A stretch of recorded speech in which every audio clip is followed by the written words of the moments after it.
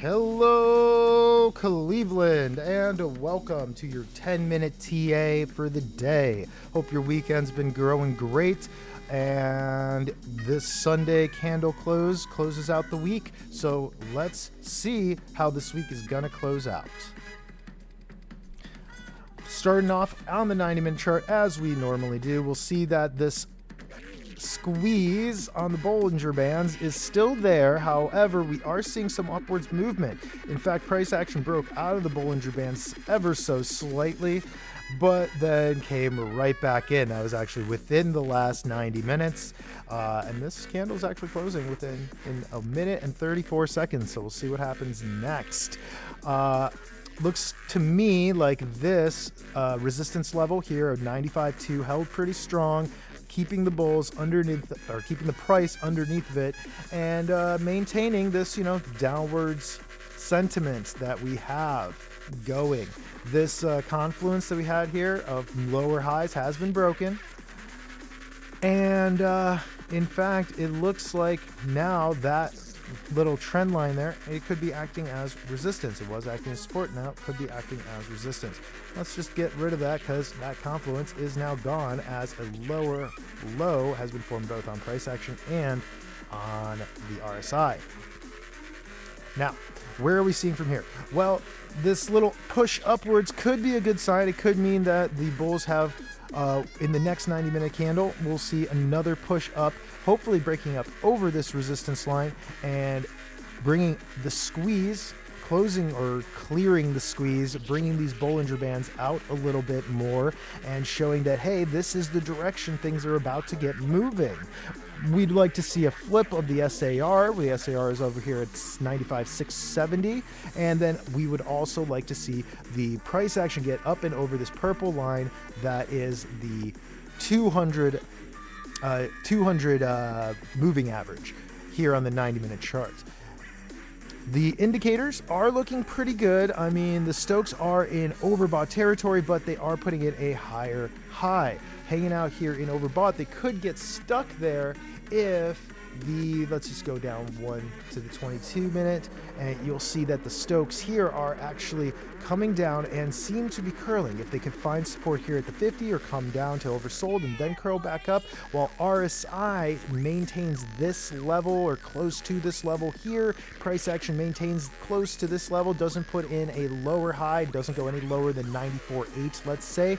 If that can happen, then hey, we're looking a little bit of a bull flag here on the 22-minute chart, and that could create a situation where on the 90-minute chart we see the stochastics get stuck here in overbought territory, pushing the RSI and price action up to hopefully those levels that we just talked about, breaking up over 96.2, that 200 moving average, and coming up to test our old local resistance here at around 95.6, 95.5, 95.6. Should all that happen, that would be great. If not, we're just going to see some more sideways movement because, hey, we're still in a squeeze. In fact, it's squeezing even harder now. So sideways movement in this until it breaks out soon. We also see a squeeze starting to form here on the 6-hour chart with the Bollinger Bands also turning white.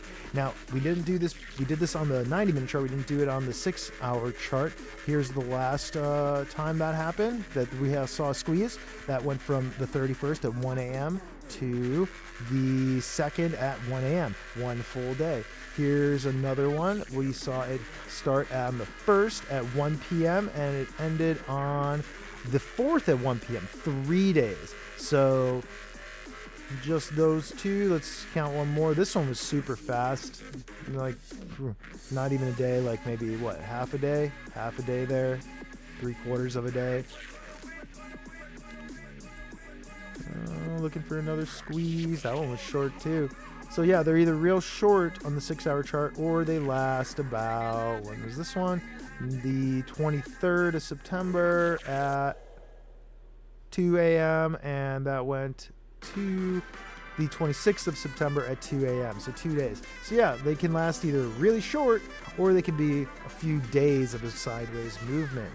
How sideways? Well, that could go up as high as 96.547, which would be the top of the bull band, as low as 92.5. That would be our support level that's been holding pretty strong here. If that support level can, hold and these bull bands can hold, then we'll just see some sideways movement for the next 2 days. However, if there is a breakout coming, and there may be, because check out the 90-minute chart, kind of looks like there is one coming here on the 90-minute chart. But even a breakout on the 90-minute chart could still maintain, the squeeze here on the 6-hour chart. As you can see where the little crosshair is on the 90-minute chart, that's where I'm pointing on the 6-hour chart. You'll see the bottom of the Bollinger Band is way further than the bottom of the Bollinger Band on the 90-minute chart. And you'll see that the 6-hour top of the bull band is way higher than the top of the bull band on the 90-minute chart. So if a squeeze or if a breakout occurs in the 90-minute chart, that doesn't mean that the breakout's going to occur here on the 6-hour chart. We have to watch for both breakouts now. Haha. And which direction? Either direction. Volatility starting to increase here on the 90-minute chart, but it's still pretty low down here at 28%. We'd like to see it get up to like 40%. When it gets up to like 40%, that's usually when the breakouts happen. Yeah. The stochastics actually look pretty good here on 777. 7777 it was for a second, but did you catch that? Anyway, pretty good here. Stokes are looking pretty good here. They're in bullish territory. They are above their signal line slightly, but still holding above their signal line. So there could be some upwards momentum here.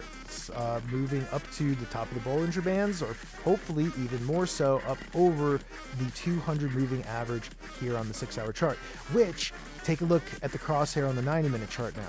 It lines up with that support level, that local resistance level near 97.5 that we were just talking about, and we were talking about it coming up to.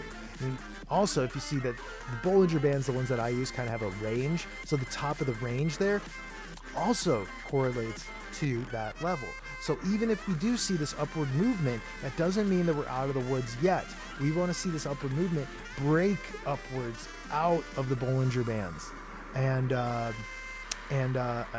form an upward movement, getting up and over that 102 level that we need to see break in order for this bear flag here on the 6-hour chart that we've been talking about for a while to be invalidated. And once it's invalidated, then we don't have to worry quite so much about these downsides. But as long as we're still in that bear flag, we're worried about these downsides.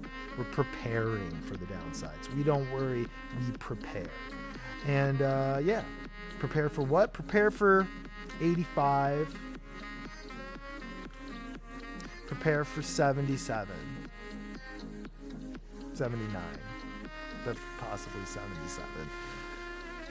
Will it get there? Who knows? Not me. I don't know. All I can tell you is what the charts are telling me. And right now it's telling me that in short term, like today, we could see some more upwards momentum. We could see some upwards movement. It's looking like it wants to go that way. It might not. The bears could still smack the bulls in their heads and bring them back down. But right now, it looks like the bulls are trying to get up there. In fact, there's even like a little bull flag forming here on the 90-minute chart. Check this out. Bull flag. There. There. Here's the flag. We'll be watching this flag. Every move it makes, BTC. Every move you make, we'll be watching you. And then you move the pole to the breakout point. Right around there, and we'd see 98.3. 98.3 would put us over our local resistance, however, under that next major resistance that we still need to break over as well before we can test that 102 level. And like I said yesterday, that 102 level needs to be broken in order to put in a higher high. If we put in another lower high, that is a bad sign.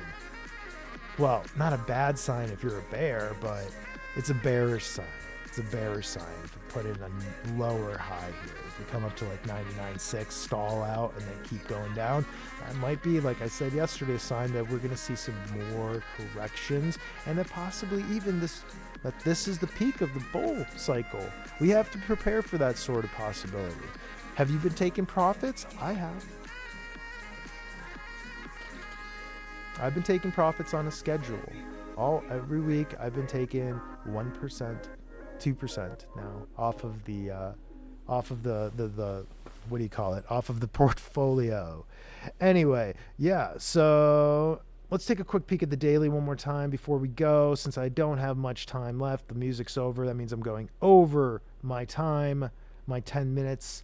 My 10-minute TA will not be 10 minutes today.